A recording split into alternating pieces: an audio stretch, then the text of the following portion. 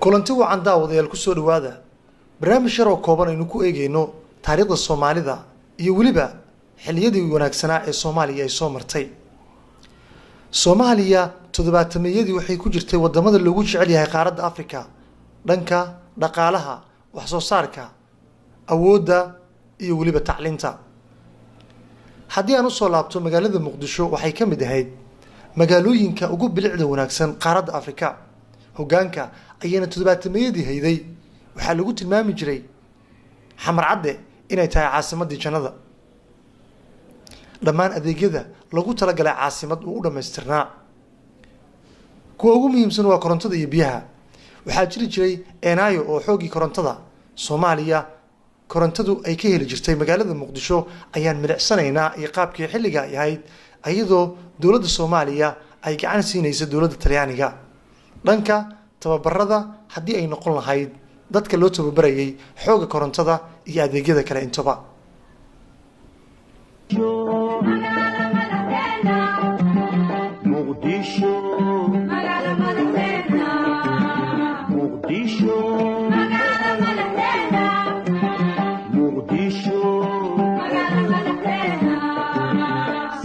miraha lulka mawjadaha badweynta muuqata dhexdooda sida miraha lulka mawjadaha badweynta muuqata dhexdooda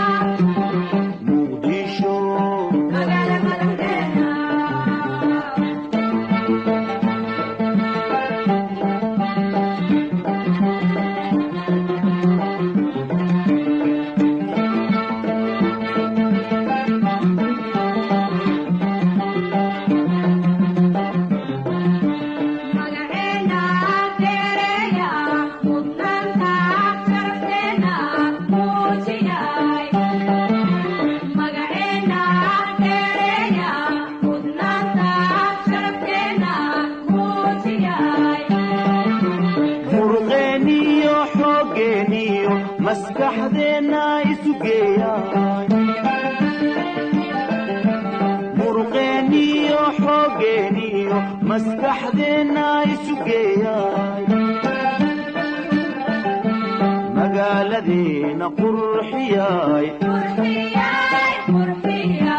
sidii muraayadoo kale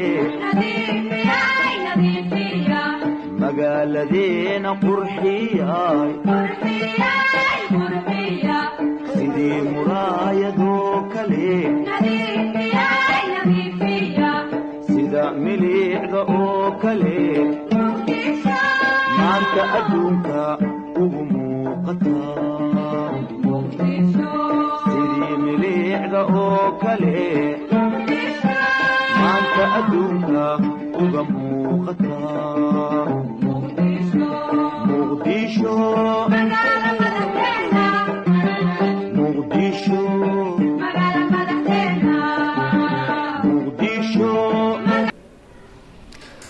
dhanka wax soo saarka Soomaalidu hodan ay ahaayeen waxaana Soomaaliya mar walba laga daabuli jiray moos, cambe iyo qudaar kale oo fara badan. waxaana Soomaaliya ay hoggaan u ahayd qaaradda Afrika wadamada muuska laga qaado. dhaqaalaha ugu weyn ee Soomaaliya ayaana ku xirnaa xoolaha iyo weliba wax soo saarka beeraha. sidoo kale suuqyada Soomaalida waxaa lagu arki jiray qudaar aad u fara badan oo kala duwan oo aad u jeclaanayso. Le banane sono la seconda voce delle esportazioni somale. In questa cooperativa se ne producono 8.000 confezioni al giorno. Principale destinataria del prodotto è l'Italia. A causa dei minori costi della produzione sudamericana, quella somala è andata diminuendo negli ultimi anni. Nel 1978 se ne sono prodotte 66.000 tonnellate, contro le 106.000 del 75. Gli scambi commerciali. Soomaalida meelo badan ayay ka dhisnayd, dawladdu dadaal ayay waday. Xilligaas ayaa dadka Soomaaliyeed la barayay fartooda si ay afka Soomaaliga si wanaagsan u qoraan uguna hadlaan.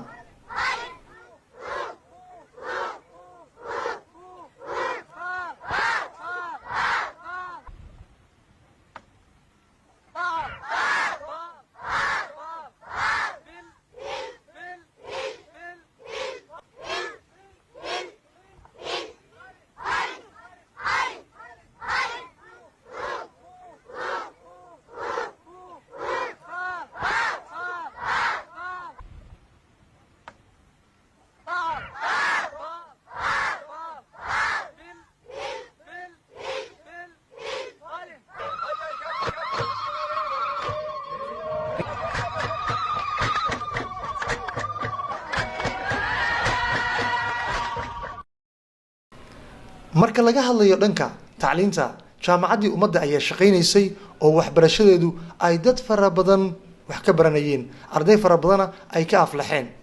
inkastoo professor Soomaaliyeed iyo waliba kuwa kale oo ajaaniba ay wax ka dhigayeen, waxaana ardayda wax lagu barayay afka Soomaaliga iyo waliba luqadaha kale ee ku soo xigay xilligaasi dalka wax looga baranayay.